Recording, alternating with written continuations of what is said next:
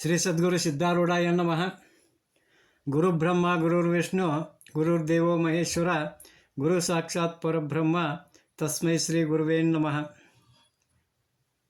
ಯಾವತ್ತೋ ನಮ್ಮ ಈ ಒಂದು ಚರಿತ್ರೆಯ ನಾಯಕರಾಗಿರ್ತಕ್ಕಂಥ ಬ್ರಹ್ಮರ್ಷಿ ಗರಗ ಶ್ರೀ ಮಡಿವಾಳಜ್ಜನವರು ನವಲಗುಂದದ ನಾಗಲಿಂಗಪ್ಪನವರ ಜೊತೆಗೂಡಿ ಸಂಚಾರ ಮಾಡ್ತಾ ಮಾಡ್ತಾ ಒಂದು ಹಳ್ಳಿಗೆ ಬರ್ತಾರೆ. ಆ ಊರಿಗೆ ಬರುವಷ್ಟರೊಳಗೆ ಸೂರ್ಯ ಮುಳುಗಿ ಕತ್ಲಕ್ಕತಿ. ಆದ್ರೆ ಅಪರಿಚಿತವಾಗಿರ್ತಕ್ಕಂಥ ಊರು ಉಳಿದುಕೊಳ್ಳೋ ಸಲುವಾಗಿ ಅನುಕೂಲವಾದಂಥ ಗುಡಿ ಗುಂಡಾರ ಶಾಲೆ ಅಥವಾ ಧರ್ಮಶಾಲೆ ಮನೆ ಮಠಗಳನ್ನು ಇವರಿಬ್ಬರು ಕೂಡಿ ಹುಡುಕಾಕತ್ತಿದ್ರು.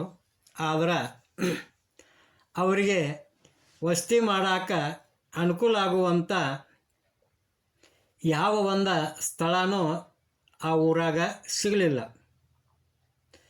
ಅಥವಾ ಯಾರೋ ಆ ಊರೊಳಗೆ ಸಹಾನುಭೂತಿಯಿಂದ ಮುಂದೆ ಬಂದ ಅವರಿಗೆ ಇಳ್ಕೊಳ್ಳಾಕ ವಸತಿ ಮಾಡಾಕ ಯಾವುದೇ ಒಂದು ಸೌಕರ್ಯವನ್ನು ಮಾಡಿ ಕೊಡಲಿಲ್ಲ.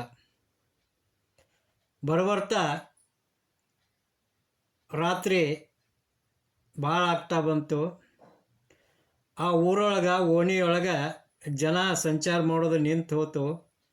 ಇನ್ನೇನು ಮಾಡಬೇಕಪ್ಪ ಅಂತ ಯೋಚನೆ ಮಾಡುವಷ್ಟರೊಳಗನ ದೂರದೊಳಗೆ ಮಿನಿ ಅಂತೇಳಿ ಒಂದು ದೀಪದ ಬೆಳಕು ಮಿಂಚ್ತಿತ್ತು. ದೂರದಿಂದಲೂ ಅದನ್ನು ನೋಡಿಕಾರ ಇಬ್ಬರು ಕೂಡ ಅಲ್ಲಿಗೆ ಬಂದ ನೋಡ್ತಾರೆ. ಆ ಒಂದು ಬೆಳಕಿದ್ದಂಥ ಸ್ಥಳ ಯಾವುದಾಗಿತ್ತಪ್ಪ ಅಂತಂದ್ರೆ ಆ ಒಂದು ಊರಿನ ಚಾವಡಿ ಆಗಿತ್ತು. ಅಲ್ಲೇ ಹಳಬರಾಗಲಿ ವಾಲಿಕಾರರಾಗಲಿ ಅಥವಾ ಈಗಿನ ಹಂಗೆ ನಾವು ಹೇಳೋ ಹಂಗೆ ಸೆಕ್ಯೂರಿಟಿ ಗಾರ್ಡ್ಗಳಾಗಲಿ ಯಾರೂ ಇದ್ದಿದ್ದಿಲ್ಲ. ಆ ಒಂದು ದೀಪದ ಬೆಳಕನ್ನು ಬಿಟ್ಟರೆ ಅಲ್ಲಿ ಒಂದು ನರಪಿಳ್ಳಿಯೂ ಸಹ ಇರಲಿಲ್ಲ.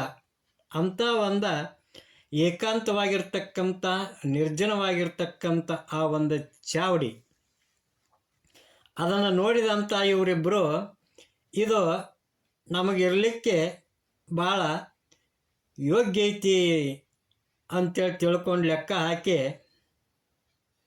ಇಲ್ಲಿ ಇರಬೇಕಾಗಿದ್ದಂಥ ಹಳಬರ ಇಲ್ಲ ಅಂದ ಮೇಲೆ ಅಕಸ್ಮಾತ್ ಅವರ ಒಂದು ಕರ್ತವ್ಯವನ್ನು ನಿರ್ವಹಿಸುವಂಥ ಪ್ರಸಂಗ ಬಂದ್ರೆ ಅದನ್ನು ನಾವೇ ನಿರ್ವಹಿಸ್ಬೇಕಲ್ಲ. ಯಾಕಂದ್ರೆ ಆ ಹಳಬರು ಇರುವಂಥ ಸ್ಥಳದೊಳಗೆ ನಾವದೇವಿ, ಅದರ ಸಲುವಾಗಿ ಅಂತೇಳಿ ತಿಳ್ಕೊಂಡು ಇಬ್ಬರು ಯೋಚನೆ ಮಾಡ್ತಾರೆ. ಮಾಡ್ತಾ ಮಾಡ್ತಾ ನಮ್ಮ ಸದ್ಗುರು ಮಡಿವಾಳ ಸ್ವಾಮಿಗಳು ಆ ಚಾವಡಿ ಒಂದು ಮೂಲೆ ಹಿಡಿದ ಕುಂತ ಧ್ಯಾನಸ್ಥರಾಗಿ ಕುಂತು ಬಿಡ್ತಾರೆ. ಇನ್ನು ನಾಗಲಿಂಗ ಸ್ವಾಮಿಗಳು ಆ ಒಂದು ಚಾವಡಿಯ ಚಾಟಿಗಿರುವಂಥ ಒಂದು ಕಟ್ಟೆ ಮೇಲೆ ಸ್ವಸ್ಥರಾಗಿ ಕಣ್ಣು ಮುಚ್ಚಿ ಮಕ್ಕೊಂಡು ಬಿಡ್ತಾರೆ. ಆದ್ರೆ ಆ ನಾಗಲಿಂಗಜ್ಜಿ ಏನು ಮಲ್ಕೊಂಡಿದ್ದ ಆ ಜಾಗ ಆ ಒಂದು ಚಾವಡಿಯನ್ನು ಕಾಯುವಂಥ ಚಾಕರಿಯನ್ನು ಮಾಡುವಂಥ ಒಬ್ಬ ಹಳಬ ದಿನ ಅಲ್ಲಿ ಬಂದ ಮಕ್ಕೊಳ್ತಕ್ಕಂಥ ಒಂದು ಜಾಗ ಆಗಿತ್ತು. ಆ ಒಂದು ಹಳ್ಳಿಯೆಲ್ಲ ನಿದ್ರಾವಶ ಆದಮೇಲೆ ಆ ಒಂದು ಹಳಬ ಮಲ್ಕೊಳ್ಳುವಂಥ ಜಾಗದೊಳಗೆ ಈ ನಾಗಲಿಂಗಜ್ಜ ಮಕ್ಕೊಂಡಿದ್ದ. ಆ ಒಂದು ಹಳಬನ ಪ್ರೇಯಸಿ ಒಬ್ಬಳಿದ್ಲು. ಅವಳು ದಿನ ಆ ಚಾವಡಿಗೆ ಬಂದ ಆ ಹಳಬನ ಜೊತೆಗೆ ರಮಿಸಿ ಸಂತೃಪ್ತಿಯಾದ ಮೇಲೆ ಅಲ್ಲಿಂದ ಯಾರಿಗೂ ಗೊತ್ತಾಗದಂಗೆ ತನ್ನ ಮನೆಗೆ ಹೊಕ್ಕಿದ್ಲು. ಇದು ಎಷ್ಟೋ ವರ್ಷದಿಂದ ನಡ್ಕೊಂಡ ಬಂದಿತ್ತು.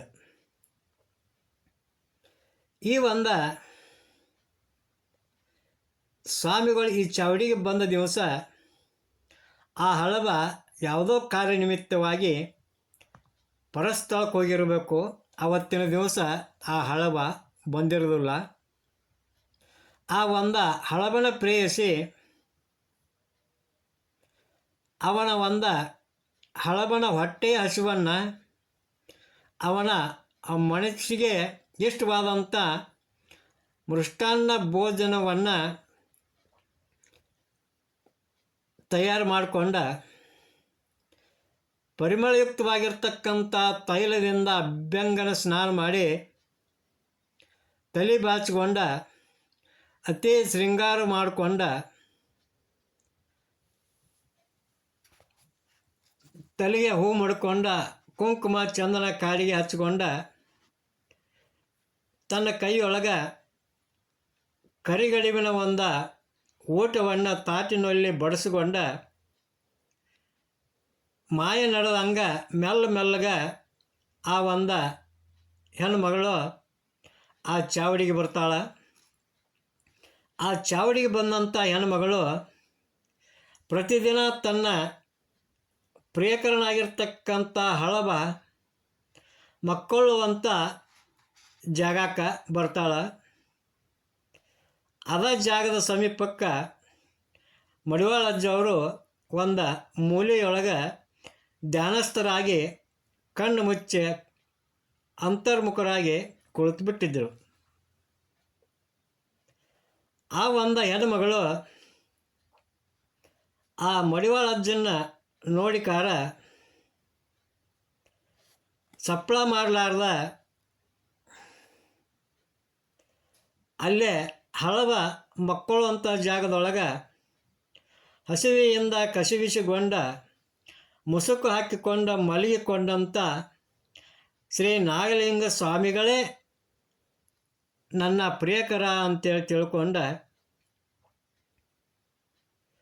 ಅವಳು ಏನು ಮಾಡ್ತಾಳು ಅಂತಂದ್ರೆ ಸಪ್ಪಳ ಮಾಡಲಾರ್ದನ ಇವರೇ ನನ್ನ ಪ್ರಿಯಕರ ಅಂತೇಳಿ ತಿಳ್ಕೊಂಡು ಭಾವಿಸಿ ಮೆಲ್ಲಗೆ ಅವನ ಮೈ ಮುಟ್ಟಿ ತಬ್ಬಿ ಅಲಗಾಡಿಸಿ ಎಚ್ಚರಗೊಳಿಸ್ತಾಳೆ. ಎಚ್ಚರಗೊಳಿಸಿ ಮಾತಲಾಡಲಾರ್ದ ಕೈ ಸನ್ನೆಯಿಂದ ಊಟ ಮಾಡೋಕ್ಕೆ ಹೇಳಿಕಾರ ಗಡಿಬಿಡಿಯಿಂದ ಆ ಹೆಣ್ಮಗಳು ತನ್ನ ಮನೆಯ ಹಾದಿಯನ್ನು ಹಿಡಿತಾಳೆ.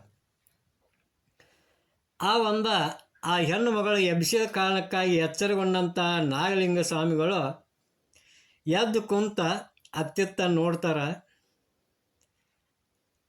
ಮುಂದೆ ಆ ಒಂದು ಊಟದ ತಾಟಿನ ಹೊರತಾಗಿ ಬೇರೆ ಏನೂ ಕಾಣೋದಿಲ್ಲ.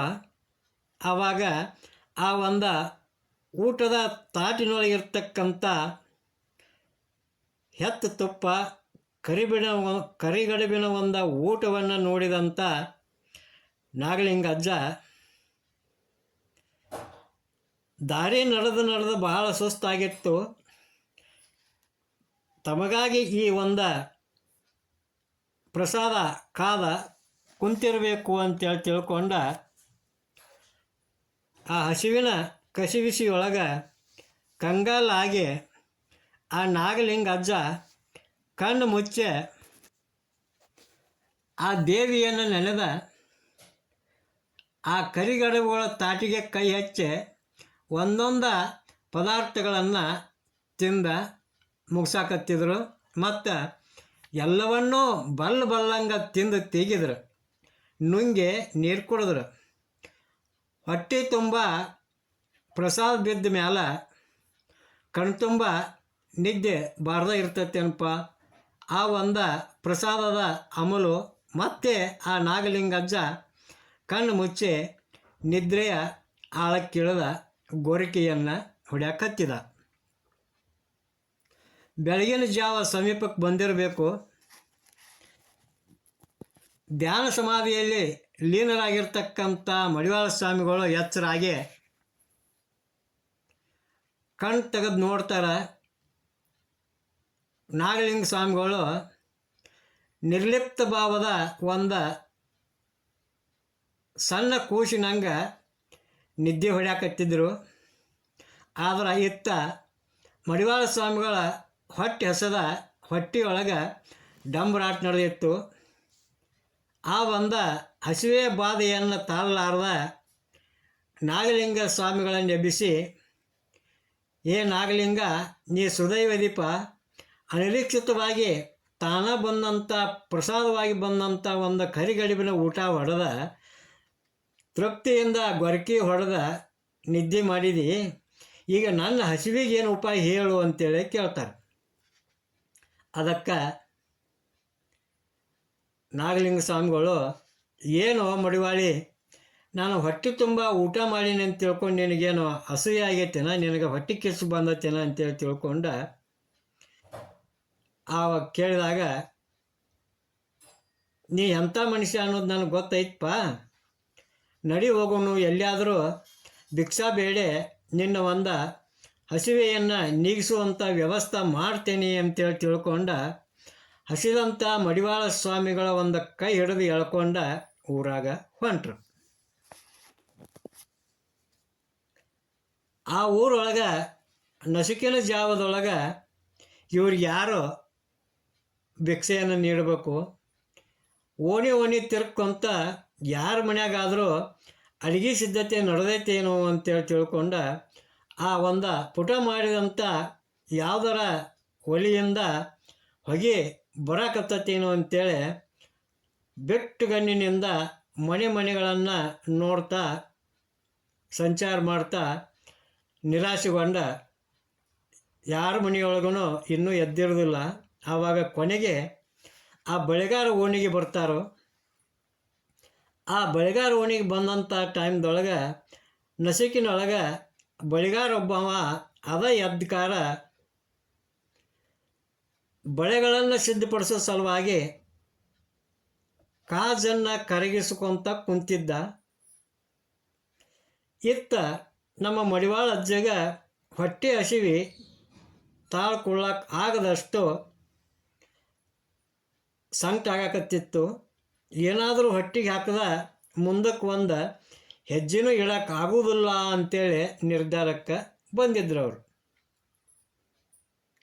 ಈ ಒಂದು ಬೆಳಗಿನ ಸಮಯದೊಳಗೆ ಎಲ್ಲಿ ಊಟ ಸಿಗೋದಿಲ್ಲ ಅಂತೇಳಿ ತಿಳ್ಕೊಂಡು ಅವರಿಗೆ ಅನಿಸಿದ ಮೇಲೆ ಆ ಕಾಜು ಕರಗಿಸ್ತಕ್ಕಂಥ ಆ ಬಳೆಗಾರನ ಬಳಿಗೆ ಬಂದ, ನಿನ್ನ ಹಂತೆಗೆ ಏನಾದರೂ ಇದ್ರೆ ಕೊಡಪ್ಪ, ನೀಡಪ್ಪ, ಹೊಟ್ಟೆ ಭಾಳ ಹಸೈತಿ ಅಂತೇಳಿ ಕೇಳ್ತಾರೆ.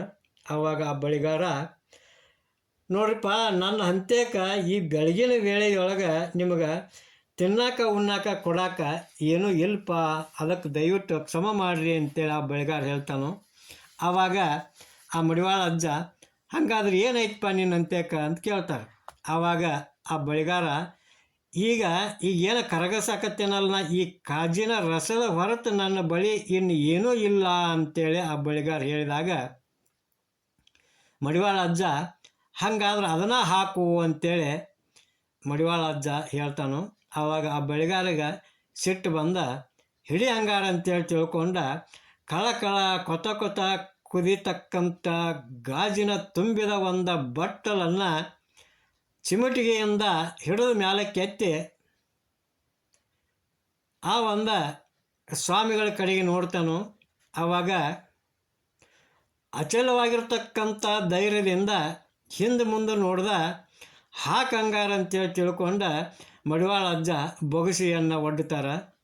ಅವರ ಒಂದು ಈ ಸ್ಥಿತಿಯನ್ನು ಕಂಡಂಥ ಬಳೆಗಾರನ ಮನಸ್ಸು ಅಳಗ್ತತಿ, ಕರಗ್ತತಿ, ಮರಗ್ತತಿ. ಹಿಂದೆ ಮುಂದೆ ಅವರಿಗೆ ಆ ಕಾದಂಥ ಕಾಜಿನ ರಸವನ್ನು ಅವರ ಬೊಗಸೆಯೊಳಗೆ ಹಾಕಲಿಕ್ಕೆ ಹಿಂದೆ ಮುಂದೆ ನೋಡಕತ್ತಿದ.